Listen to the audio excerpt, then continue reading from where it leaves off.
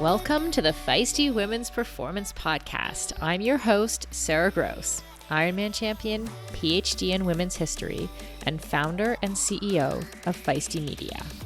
I started this show because I wanted to cut through the BS of diet culture and fitness culture and actually learn from high-achieving women at the top of their game who have figured out how to feel and perform their best at every stage of life.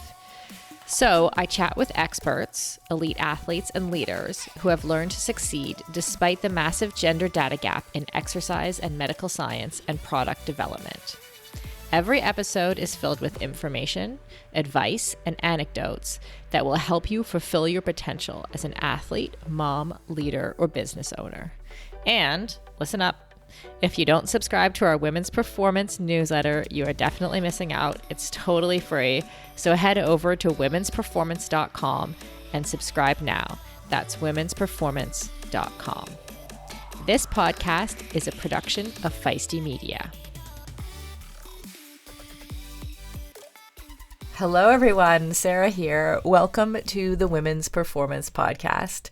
This morning, I had the absolute joy of speaking with Nini champion and Lisa Roland from Team Ocean Grown.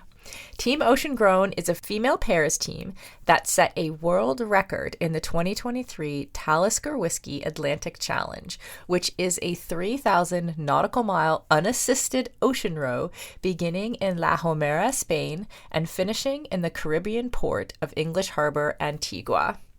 The team finished on January 27th of this year after 45 days, 1 hour, and 27 minutes at sea unassisted. So Lisa is Canadian-born, but is now a citizen of the world. She lives a life at sea and is passionate about her work with at-risk youth and inspiring the next generation of changemakers. Nini grew up in a sailing town and throughout her life has enjoyed exploring the world and what it has to offer by way of sea. Her sailing experience and background in environmental science fuel her inspiration to expand her studies to the ocean. With the funds raised through their world record-setting adventure, these two ambitious women created the Bridges Over Water Grant Fund to finance young adults who have aged out of the foster care system to pursue careers in the maritime sector. They are currently looking for applicants who will receive funding for courses and education from the incredible Legacy Mentorship Program, for ongoing job counseling support, and to be eligible for industry job placements. Lisa and Nini took me through all the highs and lows of their adventure. I've never laughed so much during an interview. They had me ready to find a friend and head out into the open ocean. They also brought me to tears with their passion and determination to make things better for the next generation of young adults coming through the foster care system, both in Canada, the US, and the US Virgin Islands. I hope you love this episode as much as I did.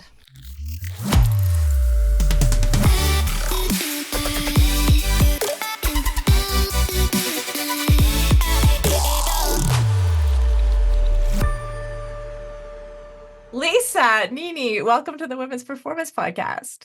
Thank you for having us. Thanks so much. We're excited to be here.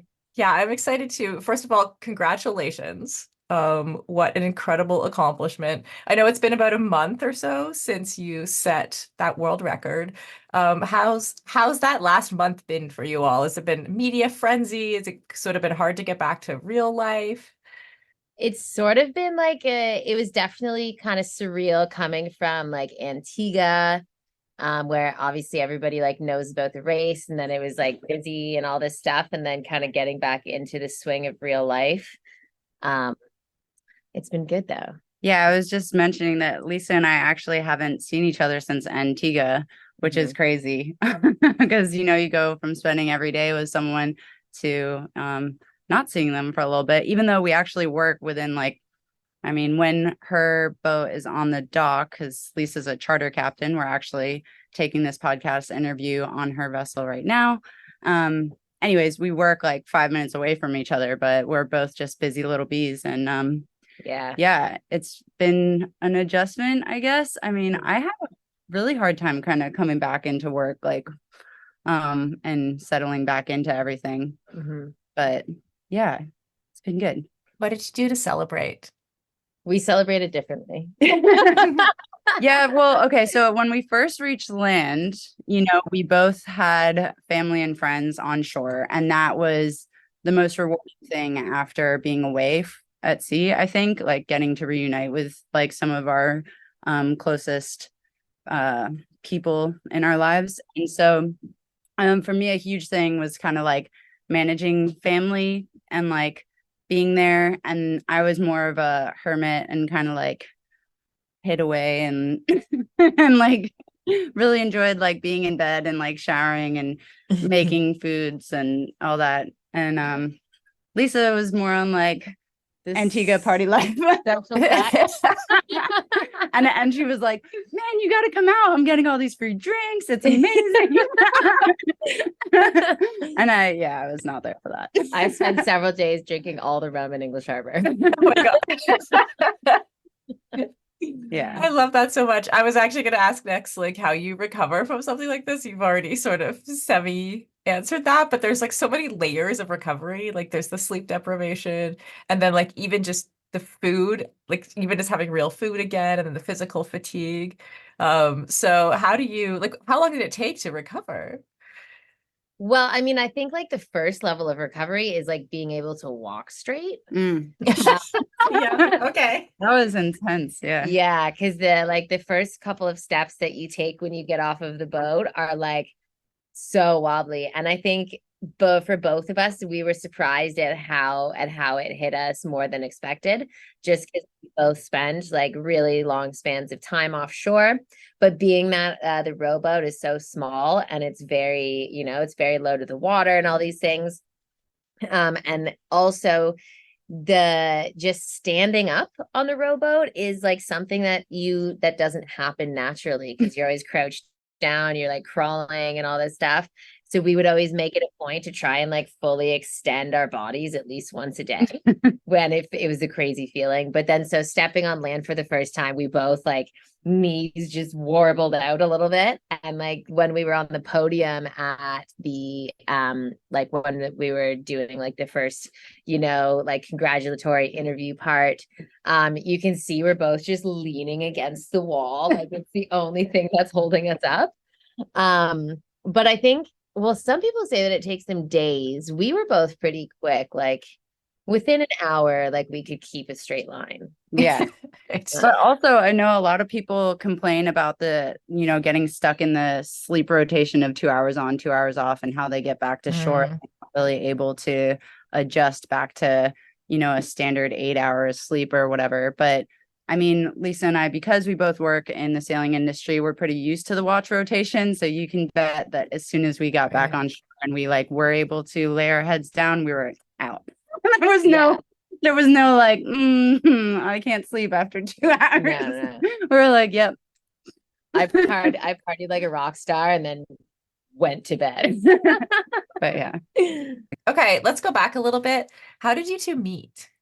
So Lisa and I, we actually met in Antigua, which is, as like we've kind of covered briefly or grazed over, is the finish line for the race. So we both, I think we actually met via my brother who was working in the sailing industry before me. And we just had mutual friends, and we both independently arrived at the idea of taking on this rowing challenge. And then she was having a dinner party for a mutual friend of ours one evening, and we got to talking about it, like talking about how incredible it is just witnessing the rowers come in, because when you finish in Antigua, it's like such a massive event, the massive yachts will be setting off their boat horns, and then like a crowd will arrive to the dock to kind of like cheer you in, and the rowers are setting off the flares. So it's really like a powerful experience to witness. And so, like I mentioned, we both independently arrived at the idea that we wanted to do it. And then probably towards the start of COVID, we created Team Ocean Grown. So it took us like 3 years to actually make it to the start line. Just fundraising and and developing like a business and our charitable cause. So yeah. I mean, one thing that was always hard for us is because we both work on boats and in and around boats, like all over the place. And so trying to like find time when we could both be in one location and could focus on our boat together was it definitely was hard. Sometimes it was like a constant like shifting around. And so we very what's the word I'm looking for? We started calling it our long distance relationship. I love it. It's like, it's so interesting to me. Like, how do you, I know while you were on the boat, you were doing 2 hours on, 2 hours off. How do you physically train for something like this? So the best training we got was actually in our rowing boat itself, which we owned for about a year and a half before the start of the race. Oh, wow. And so we did some training in and around, like Lisa mentioned, we were kind of in different locations for a long part of our like team relationship. But we actually ended up both being based in St. Thomas in the US Virgin Islands, and we did most of our training in the rowing boat here in the US Virgin Islands. And it's awesome too, because we actually were able to make the boat registered to the USVI and like represent them. So that was really fun. Cool. And yeah, so training in and around here, like just having kind of conditions that were actually the same conditions that would be bringing us across the Atlantic, like the easterly trade winds. Theoretically. Yeah, it was not actually. There were no easterly trade winds. but we put ourselves in harsh conditions, and you know, a lot of time we spent rowing upwind and getting into that rotation of sometimes we would do 1 hour on, 1 hour off, just because it was so harsh, and like, you know, you would rowing upwind or downwind, and I don't know, it really helped us prepare for that. And it was a race requirement, but I definitely think that was the best training that we got for the row. Yeah, so it sounds like you mostly trained in the boat itself. Like, did you do any kind of like land training or on the erg or strength training? Yeah, we did a lot of that as well. I mean, we would do distance training on the erg, and like try and do 2 hours. Actually, for one of our fundraising events, we did a 24-hour rowathon where we did 2 hours on, 2 hours off, which was really funky because doing a 2 hour on, like a 24-hour rowathon, like on land on an erg, is like a completely different experience to being in the boat itself. It was like not as comfortable in my opinion. No, well, and so we did it at the Annapolis boat show, because so Nini's from Annapolis, and so we would fundraise and promote at the boat show. We did 3 boat shows together. I think we'll be back this year because it's so much fun. But so this last one we did the 24-hour, and so we actually like took turns sleeping on the floor of somebody's booth, and then like swapping out and then getting on the rowing machine. And it was like, I was like, I've never slept in a boat show before, but this is really interesting. Yeah. How long was that event? Sorry. So the boat show is like a whole weekend, but the rowathon we did like sleeping on the booth, and then so we would sleep on the floor and then like rotate between like, you know, your sleeping bag versus like the erg. And so we would swap that way, which was really funny. Yeah. Also, because we found out that like our final distance on the erg, you like it maxed out at like 50K or something. So yeah, every time you reach 50K, it would reset or whatever. And I was like, oh, so then all of a sudden, you know, you'd be back at like 30 seconds of rowing, and we were like, no one's gonna believe us. It's been 19 hours, but everybody believed us because everybody it was really fun because everybody in the corner that we were in, because we actually had some booth space donated by the rigging company, who was one of our sponsors, but also Nini's employer. So we had like the whole corner of everybody that we knew at the show, and they were all cheering us on. And like the last 10 seconds, there was a big group and like a massive countdown. And that was a super fun thing. Yeah, so that was a fun way to train, but also, yes, we did weight training and things on top of that, which really helped build strength and CrossFit, kiteboarding, lots of different like strength activities. And then I actually, in the summer, after we shipped our boat to the start line, I went to Thailand for a month, and I was training at a Muay Thai camp there in Phuket. So that was like super fun. I'm addicted to that now. What's Muay Thai? Am I saying that right? Muay Thai, like mixed martial arts. Oh, okay. Wow. Yeah, just like great for conditioning, really fun, like great, like just competitive, athletic environment. That was really good pre-race. Sounds like a mix of a lot of things. How long from when you first decided to do it, did you first start sort of like training and preparing? How long before the start line? Like 2.5 years is when I started rowing with Nico and Green. Yeah, and I had bought this really crappy erg. We actually ended up destroying it at one of the first boat shows. But I was like, I mean, I was consistently like training because I was so excited about it, you know? Yeah. The thing is, when you sign up for an event like this, even though they tell you like, yeah, it's, 2 years down the line, you're like ready to do it tomorrow. Yeah. So it's one of those things where you're like ready for it. And then you're like, man, a year goes by really fast. Yeah. And there was, as we were getting closer, like I remember Nini and I having a conversation when we were like first starting out. We didn't even have a team name yet. We didn't have anything. And we were like, I feel like this is like the next couple of years is going to go by really fast. And it was just like, and we were at the start line. For decades, running shoes have been researched, tested, and designed for men. Brands have relied on the shrink it and pink it approach to sell male shoes to female customers. That's why we are so excited to be working with Hedas.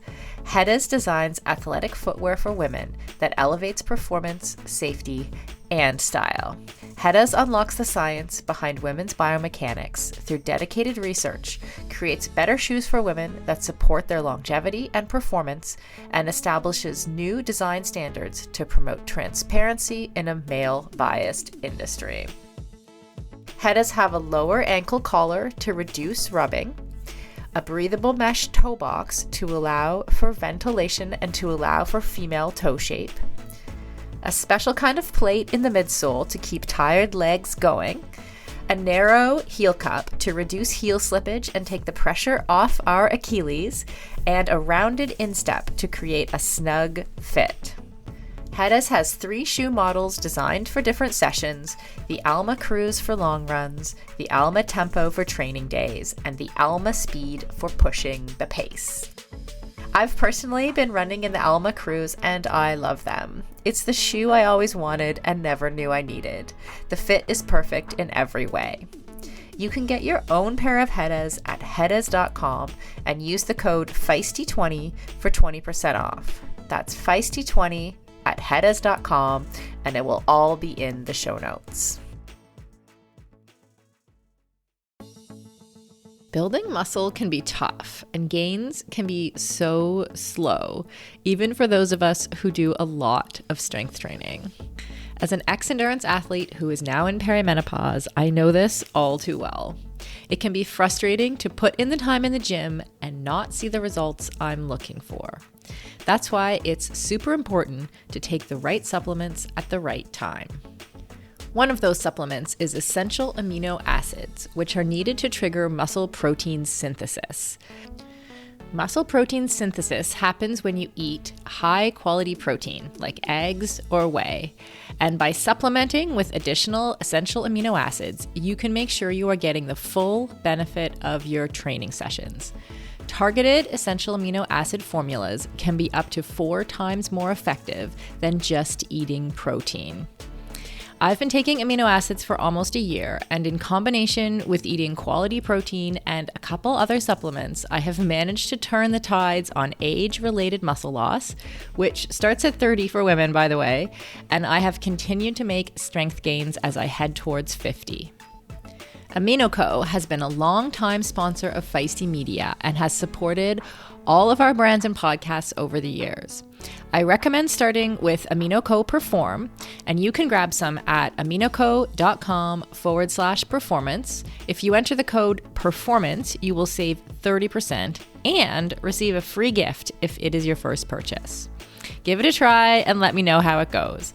That's aminoco.com/performance and use the code PERFORMANCE to save 30%.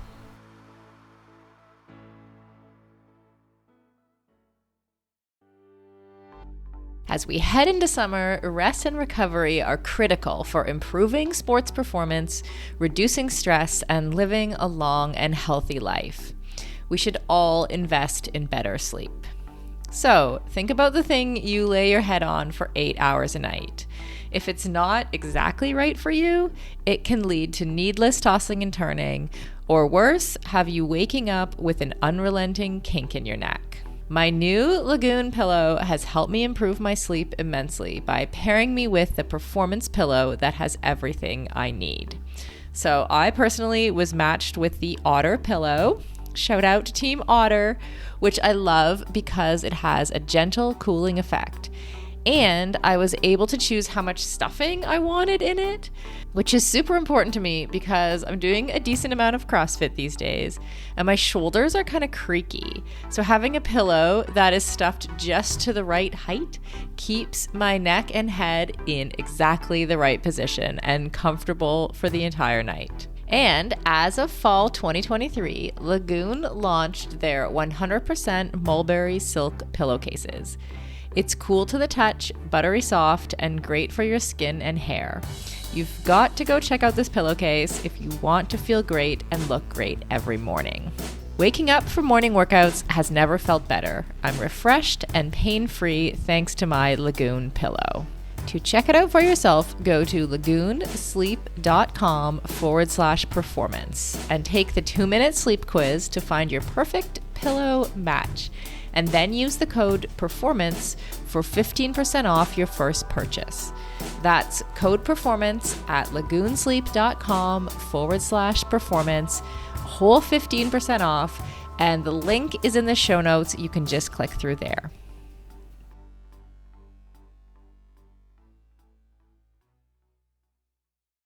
Wow. And then take us to that start line moment. Like, how many other teams are there? Are there other women's only teams? Like, how were you feeling at the time? I think we were weirdly calm, actually. Yeah, I remember. So one thing I like to tell people, as far as how many other teams, I think we were 39. 39 teams, and there's a mixtures of solos, pairs, threes, fours, and actually this year we even have a 5-man team, which we were the only female pairs team racing in this event. So, it was us against the boys, and then there was one mixed pair. Yeah. And so our goal, we had eyed out the other teams, and we're like, all right, we got to keep up with them. If we pass them, then we're doing really well. I remember leading up to the race, I was feeling a lot of anxiety. I think before I travel too, I kind of get I don't even know if it's anxiety or just the nervous butterflies that it's excitement, but there's all this bubbling feeling of sensation for change, I think. And then it was interesting because when we were in La Gomera, I had a little bit of that, but as soon as we left shore, I felt so much confidence in our training and just our ability to take on this challenge. And it was funny too, because also when we left shore, we lost sight of land way quicker than expected, because they have this event called La Clima, I think, or La Calima, I can't remember, but it's the sand blows over from Africa, and it just it's super cloudy, hazy. And basically we lost sight of La Gomera within 30 minutes, and I was okay, well, I won't see land for another however many days. We had both we had talked about especially in our training rows, when we would do some longer ones, and you start we would even the St. Croix one, because we were going south of St. Thomas and we were losing sight of land, and we were had this whole conversation about what's it going to feel like when we're actually out in the ocean, rowing away from the island, into the ocean, and then we got out there and there's just a big dust cloud came and it was gone. And we're well, I guess we don't have to worry about that feeling anymore. Yeah, your last sight of land. Yeah. Immediately, Yeah. basically. But then we were both just kind of all right, I guess we're out here now. Yeah. And it was very natural. And we actually would that happened. And then within the first 2 hours of the race, it was me. I broke our water jug, our deck water jug. And like I kind of had this moment of like, oh my God, like this can't bode well. Like this is like the first hour and like I've just broken this thing. But we actually, and it was kind of this moment of security where just like off the cuff last minute at like one of the little bazaar shops, I had picked up these plastic collapsible water bladders, like just as like, you know what, these might come in handy. And then the water jug broke and I had this moment of like, oh my God, it's all gone to poop. You could swear. It's okay. It's all gone to shit. And then, you know, it was like this, like we had thought about that and we were prepared for it. And so it kind of like immediately brought us back into this feeling of safety, being like, no. We got this. 100% of us has got this. Yeah, every ounce. Oh yeah. I love it. Okay, I definitely like when I imagine being out there, like in the middle of the Atlantic by myself, or with two of you by yourself in a small boat. Like, was it scary at all? Did you have moments of being scared? Let's see. I don't think I was really scared. You know what's interesting? I would say that when we first left shore, right, we had conditions that were like pretty intense. So we had wind from like initially 20 to 30 knots, which I don't remember what that is in miles per hour, sorry. But so we had big breezy conditions and waves that were like 2 to 3 story buildings high, right? Oof. So a lot of teams really suffered during that time because a lot of people get seasick. Fortunately, because Lisa and I have spent a lot of time on the water, we actually didn't get seasick. And so what's interesting though is I'd never really felt like fear or like, I think I can also attest to just like the comfort and faith I have in the vessel itself. Like I just always had like our boat's name is Invictus and we call her Vicky. And I was like, no, like Vicky's got us. Like we're good. It was like, Stick with Vicky. yeah. I was like, it's you, me, and Vicky out here, and we got this. And yeah, and she took really good care of us actually. In that first week, a lot of boats capsized. We did not. We were surfing a wave and we hit 14.7 knots. So that was our max speed throughout the race. And Which is like super fast. especially for a rowing boat. Like we naturally average like 2.5. So you can just and so yeah, and then sorry, I just blanked out there. Well, I was just thinking like I get scared when I'm wakeboarding on a thing, let alone if I'm wakeboarding on my house for the next, month and a half. Like yeah. And yet you're telling me that you weren't that scared, which is very impressive. Well, what I was going to say is actually, I feel I gained more of a respect. Like I always have had a respect and appreciation for the ocean. But I think that even like within the final, we had like our first couple weeks of like big seas and weather. And then we had about like 3 to 4 weeks of like very minimal wind. And that was really brutal. And then we had like leading into shore, we had another week where it got like a little bit spicy and we actually had like a partial capsize or knockdown where Lisa ended up losing her beloved heli jacket and a few like water jugs and stuff, and it's just overboard. I have guns in my right shoe. Yeah, I mean, I woke up and I was like on the side of the cabin looking up and I was like, yep, we're going over. But what I wanted to say is that I think I almost learned like I would say a hesitation towards like the elements. Like I would be like, oh, like this is like, this is real. I'm like, which is funny because like going into it, I was like, I know this, like this is us in our element, And then I was like, but we're not quite in our element. So there's like, and it wasn't really, it developed more towards the end that I was like, this is, intense. I think like from the start, so like it was a post race really cool. Like Nini and I can both say like we do not get seasick. Like we crossed the ocean tied to a cork and it got seasick one time. So I'm like, that's on my CV now. Yeah. But I think like when we were at the start going into those really big seas, I mean, I know I definitely like paused for a little bit and Nini was like, you're not gonna row, and because I just like sat there like with my oars up and just kind of like stared at it for a few minutes, like paying homage to like the crazy shenanigans that we were about to do. But then I think for me, like once we started going and I was like, I had my big headphones on and pumping tunes and like just unleashing on the waves. It was like really cathartic. And I've never had a feeling quite as free as that. Like just rowing. And it was a very intimate way to experience the ocean. After like we both sailed across it and done a lot of miles sailing. And you know, it's you're higher up and you're not physically pushing the water. So it's like a very intimate thing for me that I found.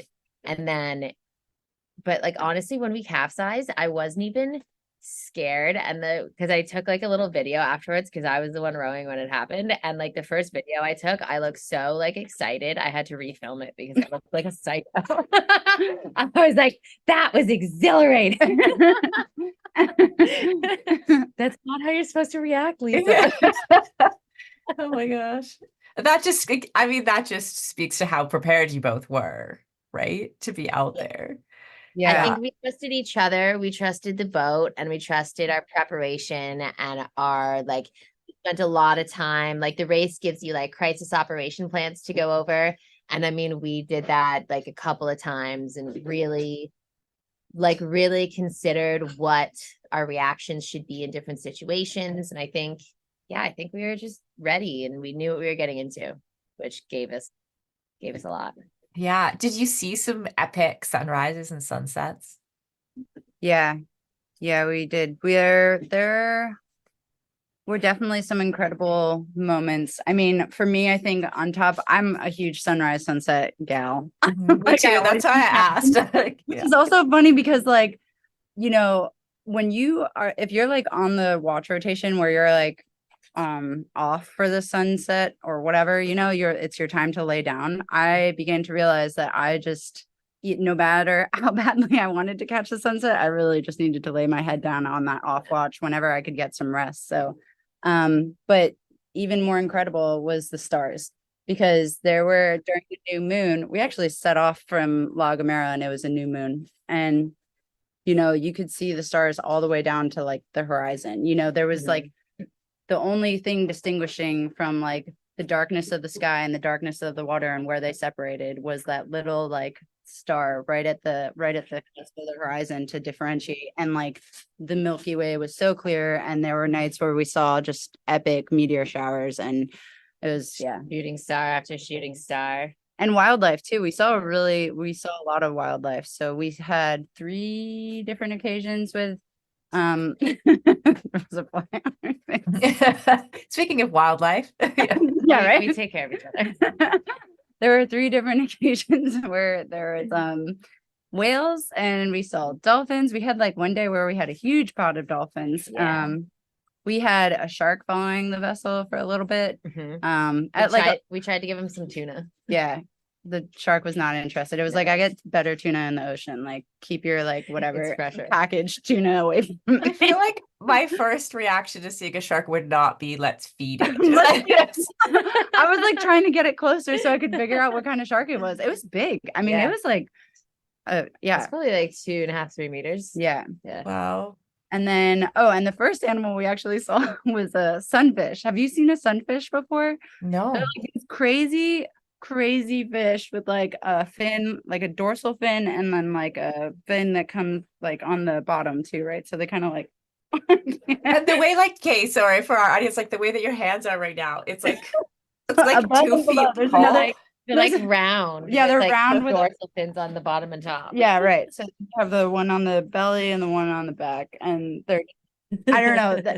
So Google it, but also on YouTube, there's this crazy funny video of these guys like in a small boat from Boston, and they're like freaking out, and they're like, "What is that, man? Is it a whale? Is it a turtle? I don't know." And it's like it's like an alien. But yeah, so that was our first creature. Well, I thought it was a shark at first because I'd never seen one, and I was like, "Yo," I was like, "I think there's a shark right here," and she goes, "That's a sunfish. No way."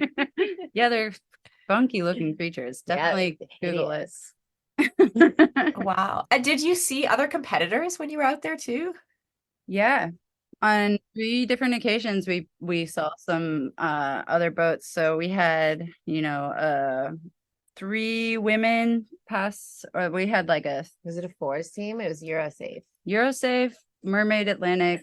We passed Kraken or 721, Yeah. who was a solo. That was really funny. I was Yeah. laughing at that because so the solo rowers, they have to go on para anchor when they're not rowing so that they can sleep, right? And when they're sleeping, obviously they have their navigation lights on. So we on 2 occasions we passed solo rowers with their nav lights on, and for the first one you're like, or even actually in both occasions, you're like slowly, like you see the nav lights and you see them come up on your chart plotter AIS, and you're like rowing and you're like, yeah, we're gonna overtake them, and it's like an hour later and you're like, yes, we've overtaken them. It's like the slowest passing, The slowest overtake ever. Yeah.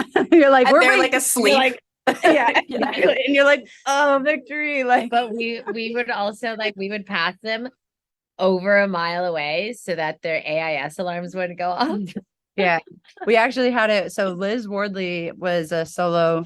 She's actually super badass. Yeah, she's a sailor as well, and she's done the Volvo Ocean Race 3 or 4 times. I can't remember, but anyways, super badass. She did the race this year as a solo, and she actually finished just 24 hours ahead of us. But she was in the same boat as us because originally when she signed up for the race, she was a pair, and unfortunately, so we kind of had this thing where we would kind of frog hop each other every other day. We'd be watching her and trying to. She was for us, it was good competition. We passed her one time at night and saw her night lights on, and then as soon as we snuck past her, her lights went off, and we're like, oh.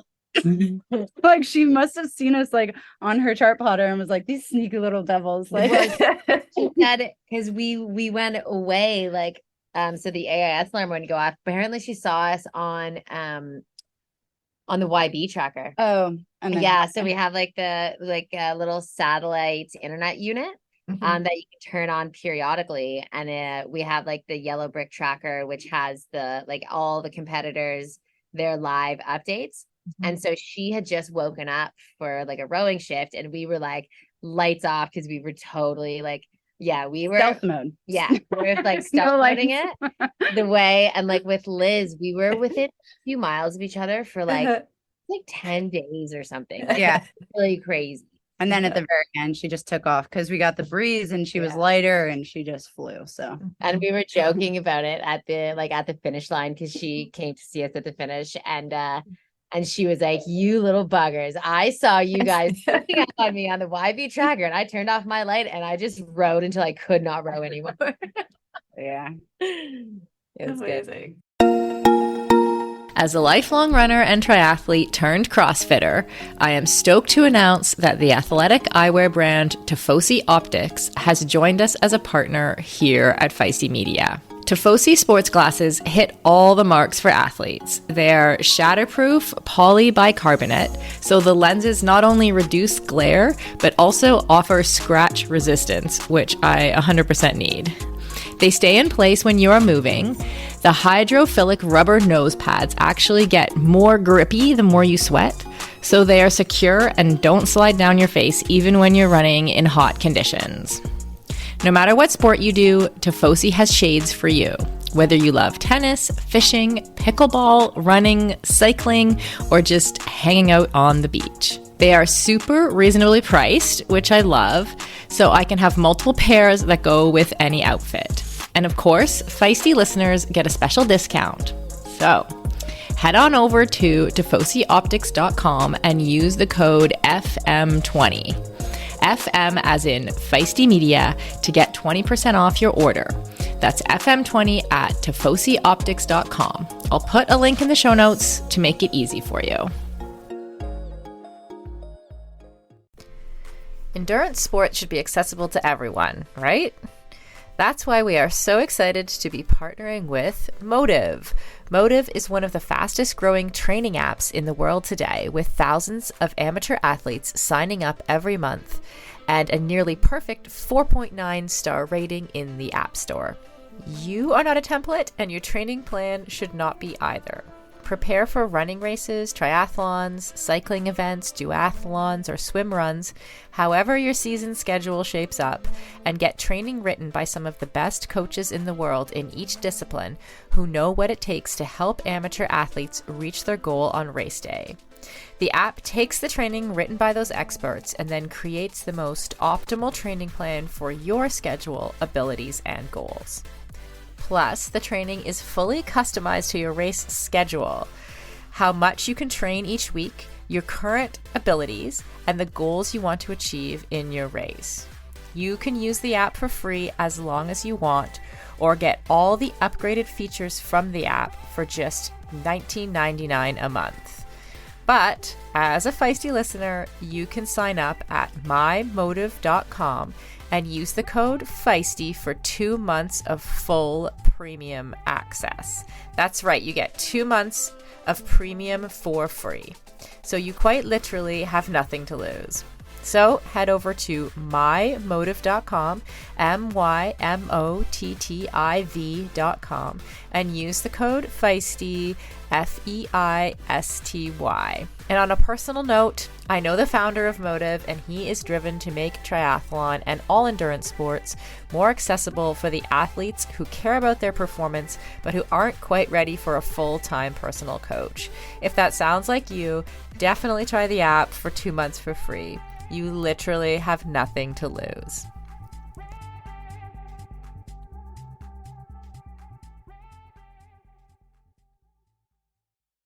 I really wanted to try to understand like your day-to-day routine. So, do I have this right that there's no cover on the boat? So when you have, and I understand it's like 2 hours on, 2 hours off means that you have this kind of 2 hour window to eat and sleep, right? When you're sleeping, you're just lying in the boat. Like, help me understand how that rhythm went. Well, so the boat, in either end, we have cabins. So it kind of looks like a pod, and then in the center, it's got our rowing stations. So, but because we only had one person rowing at a time, we only had one rowing station set up. I mean, there were a couple of occasions where we would row with both of us on the oars or two up.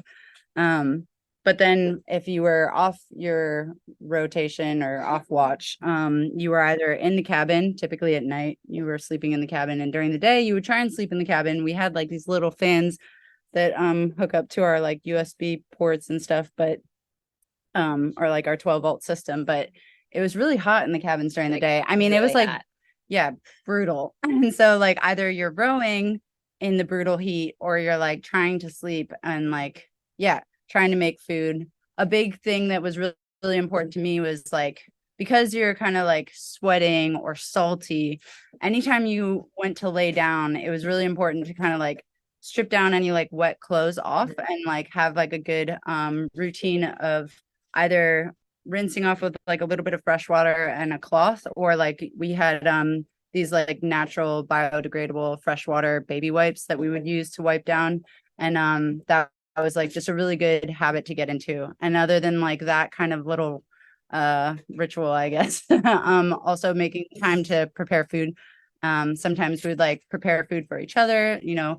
And then the other routine thing that we would do is in the middle of the day, we would make our water. So because each cabin top has a solar panel on top of it, that provided power to our vessel. So we had 2 solar panels that provided power to 2 batteries, and that provided the power to our water maker, as well as like just our navigation equipment and everything we had on board. But we brought all of our own freeze-dried meals with us. A common question we get is there like a vessel following you? And no, there's not. You're just completely self-dependent, like for until you reach shore again. But we did have safety officers call us every 48 hours just to check in. And again, like you bring any sort of like medical equipment with you as well. So fortunately, we didn't have to really use any of it, even though we were like super well kitted on like all the medical stuff. We had so much medical, like we had so many tablets. We could cure what ails you. And I think I took 2 Advils. Yeah, I didn't even take a painkiller once. So I was pretty proud of myself. Even though my body was like aching, I just, I was like, it's not at the point where I need a painkiller. So it's better safe than sorry. Yeah, right. Yeah, exactly. I was gonna say I took a couple anti-inflammatories because like my knuckles got like inside of my knuckles got really swollen a couple times, and so like I would just like I'd go like this, like I would like bend my fingers and they would just like click, and then I couldn't straighten them all the way again. Yeah, So, that's kind of freaky. Yeah, I looked kind of like alien hands. It was really weird. But yeah, other than that, like and I think one thing that we did well is that we both focused on our wellness above kind of anything, like the wellness of the boat, the wellness of each other. And we took a lot of like pains to check in with each other about how we were feeling physically, like if you were like having a bowel movements and peeing, and if you were like, if you had any aches or pains or this or that. And so like once we were well and we were eating and we had lots of water and all these things, then everything else fell into place pretty easily. I just also want to mention, so we would do our sunset check-ins. So we'd be like, how are you feeling physically and mentally? Mentally, how are you feeling physically? Is there anything bothering you? And yeah, it was good to kind of like have that. Yeah. And then if the answer was yes to any of those things, like if you're like, oh yes, there's something bothering me, then how would you deal with it? So like obviously physically, like it would just be, so for instance, like one of the first things, Lisa, when we were leaving shore, she got these little blisters on her feet, and I was super concerned about it because an open wound means it's subject to infection. So it was a pretty massive gross blister. Popped on my toe. Yeah, I was like, how did you let that happen? Like, better. Because as soon as you start to feel a blister, like take care of it, put a Band-Aid on. Or she was like, screw it. Tough girling it. Yeah. And I was like, don't do that. So anyways, so for me, like one thing was like always checking in, being like, how's your blister doing? Does it look infected? And she's like, no, it's getting better. It's scabbed over, whatever. Mentally, I think if we didn't really like struggle that much mentally, but I think, there were days where we felt like a little bit sad. And I actually, one thing that really helped us both, I think, or two things. One thing that really helped us was like we brought letters from families and friends. So, we individually had our own little like packet stash of like notes that we could dive into that would give us a bit of a boost. And I know those really helped us in some occasions. And another thing actually that was really nice was our social media manager, Sonia. She's on Instagram as To the Horizons. Yeah. She actually just set off with her husband across the Pacific, but she was great, and she would send us updates, not just about like, she would send us like screenshots of people's comments on our social media and just how supportive they were. And I think just having like, even though you have this like internal drive and force to like persevere, there are moments when you feel down, and it feels so nice to like either tap into that letter that like, your friend wrote you, or a complete stranger is like, you guys are doing great. And, having that support system really was like a boost whenever, you were feeling like a little bit in the muck. One thing that we both, I think for both of us, the middle of the race was the hardest when the wind had died, because we had like 4 days of like wind kind of against us, or like really, really unfavorable winds, which were really hard physically. And then, I mean, when the wind died, it was like super duper calm. Like there would be like a couple of at some points you could like drop a pebble in the water. It was like really flat. And then it's really heavy, and you have you'd have like one like midday shift each. That's like when the sun is at its absolute hottest, and it's, oh my God, it was so hot. We're just like, just keep going. Just keep going. Just keep going. And so there would be times like one thing that we would get, so sometimes it was a boost, and sometimes it would kind of like, like dig at you, would be checking the yellow brick and like seeing the other teams. And sometimes like if we felt like we didn't do well, or like if it wouldn't, like boost us up, we'd be like, should we check it today? No, let's not check it today. But other days we'd be like, no, we did a lot of miles. Like, let's do it. But then like, comparing yourself against some teams would be also like, yeah, we're crushing. Or the safety officer check-ins we loved. Yeah. Yeah. That's so funny compared to other sports when I think about it. Like, we'll just not check today for a whole day, Yeah, a whole right. day of progress, and then check in tomorrow and see what's happening. Were there ever times where you carried each other, like where one of you was like cracking and the other one sort of carried you mentally, or vice versa? That's a good question. I have to think about it for a second. I don't think so. Like, again, I think that there's a part of us like that always had the idea to persevere. If we ever had a moment where we're like, you know, I'm trying to remember if we actually had this, but I know, like, for instance, in our trainings, if we were in discomfort or pain or something like that, we would try our best to be like, okay, you take, some minutes off the oars, and then but we also were such like a even Stevens like fairness when it comes to rowing, that if I was like, hey, you can take an extra hour off the oars, then she's like, okay, well then I'll take an extra hour like after.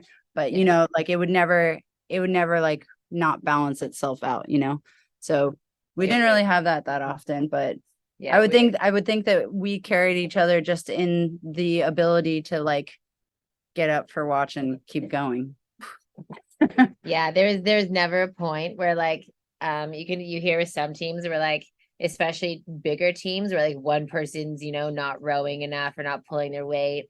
There was never a point where we're trying to like undercut each other on rowing.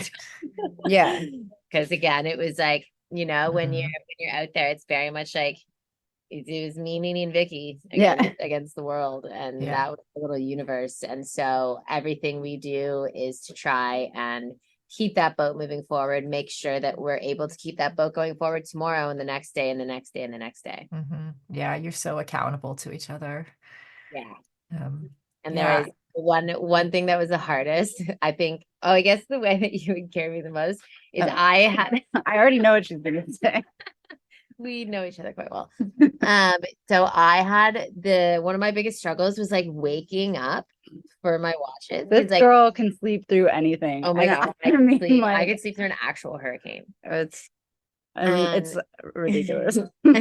I would, because like we would be like in our cabins, and so we'd have like our phones and the alarm would go off, and like especially like 2 hours, like you're just getting into that super duper deep sleep, and so my phone alarm wasn't waking me up. And then Nini, like it happened to Nini a few times, but I was definitely I struggled with it a little bit more, and so I didn't want her to have to get off the oars, come like crawl across the boat, and it's a 25-foot boat, but when the seas are really big, it's way more of a mission than you'd expect.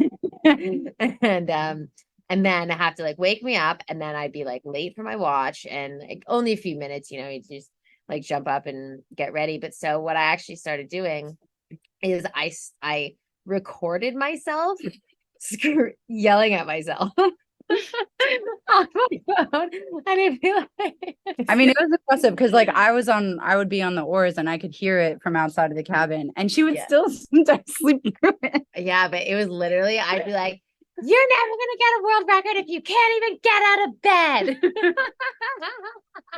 It was good, but it really worked. Yeah, it was the times where I would not wake up to it would be so few and far between after that. It was like, geez, Lisa. I love that. I love the reminder of the world record in there too. Like, that's something that when you set off, you had your sights on a world record? We wanted it to happen if we had conditions that were conducive, because it's very weather dependent. If you have wind against you the entire race, it's never going to happen. And I mean, we were just on the cusp of like being able to pull it off. Yeah, even within the last 24 hours of making it to Antigua, we were like, if we go 1 knot slower, we'll be like 4 hours late of the world record. Yeah. So that's how close it was, because we did set the record so we were the fastest female pairs team to row the Atlantic, but we broke the record by 6 hours.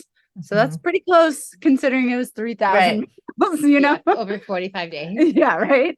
I was like hoping that if we were going to break the record, it would be like 4 to 5 days difference. But Yeah. also because the big goal there too was that the men's pairs record is 32 days. So it was really just trying to narrow the gap, if anything.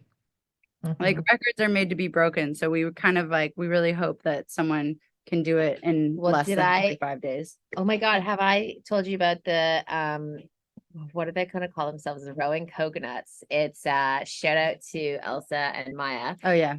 They're two girls who they both race on sailboats as well. One of them is a Volvo sailor.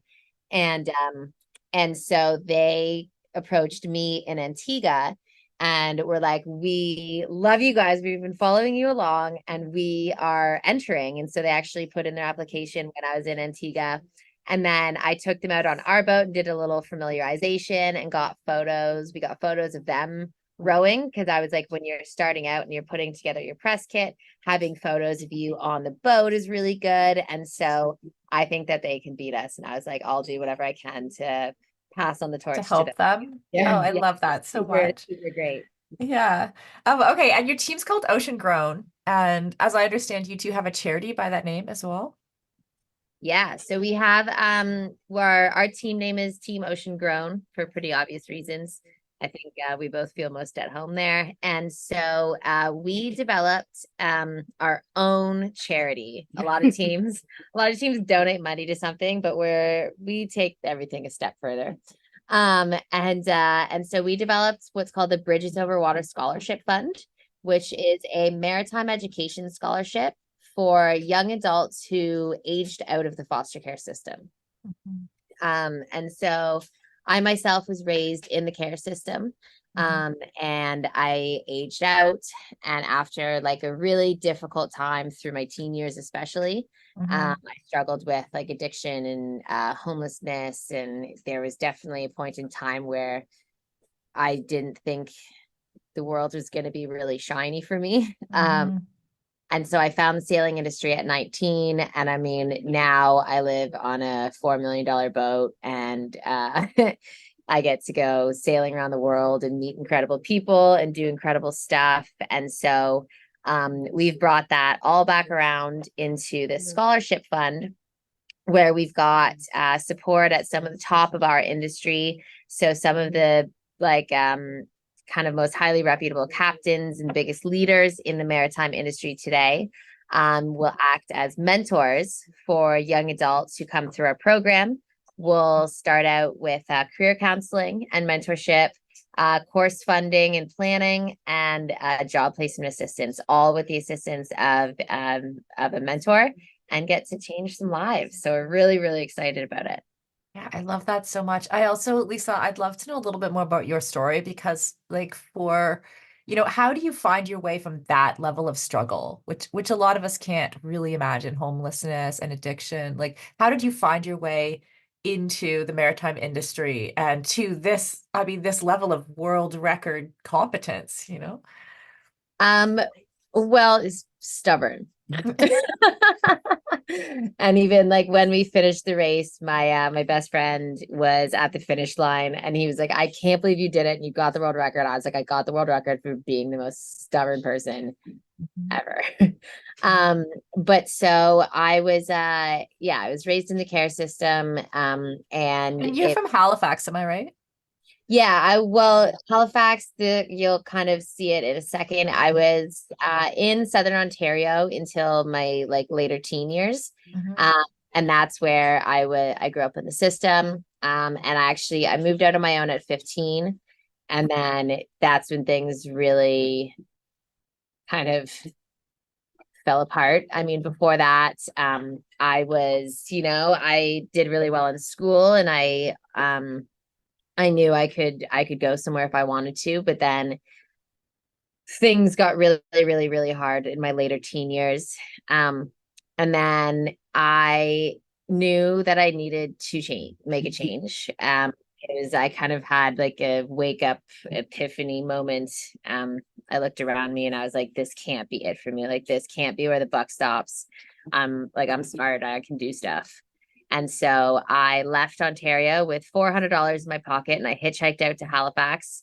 Because I wanted to go ocean sailing. I wanted to get a job on a boat and I wanted to run away to sea. And then I did.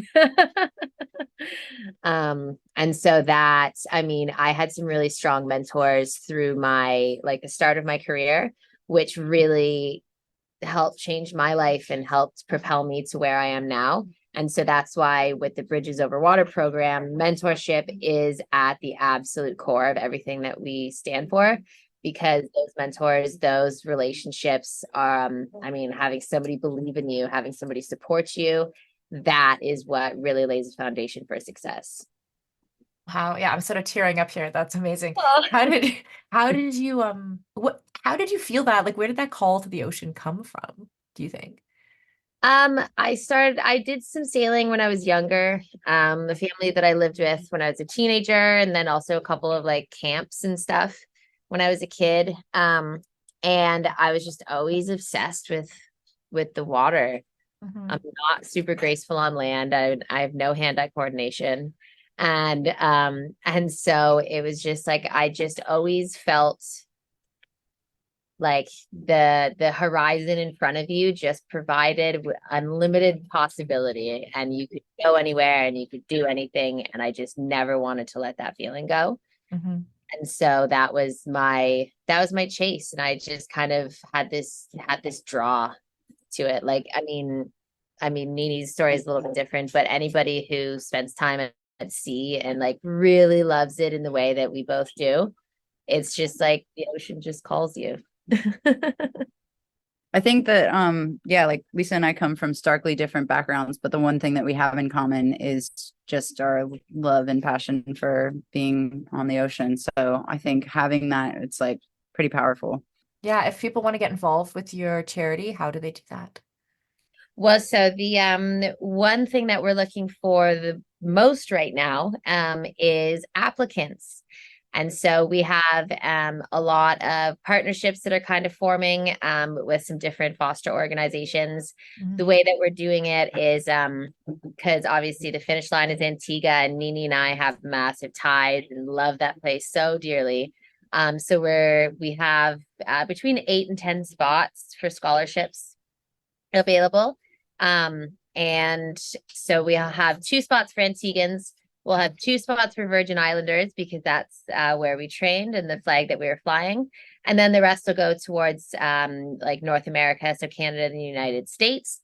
Our applicant pool is between the ages of 19 and 30, and grew up and aged out of the foster care system. That's something that is fairly important, because while anybody who spent time in the system has experienced struggle, the struggle for kids who aged out is so different, because those are the kids who turn 18 and then the government just turns you loose and they're like, well, I mean, you'll figure it out. And so there's lots of programs for kids in the system, but there's not a lot of support for what happens after. And for example, the rates of homelessness are like, I believe it's 25% of youth who age out of the system end up homeless. 50% drop out of high school and don't have any kind of post-secondary education. And so being able to bridge that gap is really important. And that's why we have kind of that caveat in place. So yeah, ages 19 to 30 who aged out of the foster care system in North America. And then the only other thing is to be able to pass a seafarer's medical. So being physically fit for sea. Mhm. And that application can be found at www.oceangrown.co/mission. And applications are open until May 12th. Okay, we'll put that in the show notes of the podcast, and you never know, maybe someone has a connection somewhere. I was going to say, I just think like as far as ways to support us, that absolutely, like sharing our story, putting the application in the hands of those that like need it is the hardest thing right now, I think, because realistically, like if someone listening knows someone who like works in the social network, like that can help put, say, hey, this is something for you. And the other big important message that I like to share is that you know, someone in that group who maybe thinks like, oh, well, I don't have any maritime experience, they're not excluded from like applying. Because the reality is like, this is for anyone, regardless of like what experience you have. It's like about finding a job that is caters to like that individual. So that's like the really powerful thing for us. So Yeah, we have courses and training, we have educational partners, and we can handle that. What we're looking for is honestly like those like special young adults who are never had a first chance, let alone a second chance, who are capable, who are smart, who can go out there and use the resilience that they've learned, and the resourcefulness and all of the things that I found I developed through my time in care are things that serve me so well in my career now. yeah, like Lisa's stubbornness. Yeah. I mean, it has its highs and lows. Wow. Well, I love that so much. Thank you both for everything that you're doing. What's next for both of you? Do you have another adventure together or separately? At the moment, I'll be honest with you, like I'm just trying to kind of like, I feel like there's probably going to be another adventure on the horizon, but for now it's kind of like we still have some responsibilities. So the big thing is scholarships. So like, you know, helping those applicants get the mentors and like their needs, addressing that. So like the birth of that and like bringing that into fruition now that we've made it this far. And then like the other big thing is actually at the moment selling our rowing vessel to the next team to take on the Atlantic Challenge or Pacific Challenge. So like really I think those are kind of, we haven't quite closed this chapter yet. So Yeah. first to do that and then see what else is on the horizon. Yeah. Yeah, like Nini said, I think you know, carrying out the whole scholarship there's a lot of like kind of cool stuff that's all coming to fruition now with that. And then I have my next captain's license that I did all of the coursework for before the row and then completely dropped it like a bad habit. So I should probably go finish that. And then I think there'll definitely be some more adventures coming out of this corner of the world. Cool. Well, that's very exciting. Thank you both so much. This has been so fun to record and to hear your stories, and the banter between you two is amazing. I love it. So congratulations and thank you for everything that you're doing. Thank you. Awesome. Thank you so much It was awesome to meet you. yeah, thanks for hosting us.